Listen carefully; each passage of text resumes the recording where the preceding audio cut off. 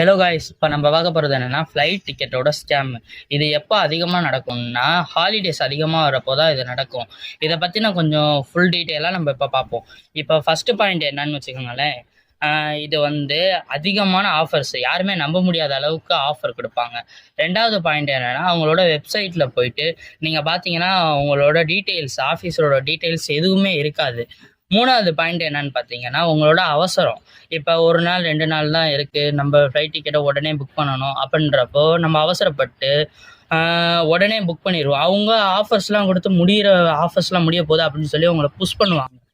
நாலாவது என்னன்னா, இப்போ நம்ம டிரான்சாக்ஷன் பண்ணுறோம்ல, புக்கிங் பண்ணுறதுக்கு டிரான்சாக்ஷன் பண்ணுவோம். அந்த பேஜில் போய் பார்த்தீங்கன்னா ஹெச்டிடிபியோட சோர்ஸ் இருக்காது. அந்த சோர்ஸ் இல்லாதனால நீங்கள் யாருக்கு பண்ணுறீங்கன்றதும் தெரியாது.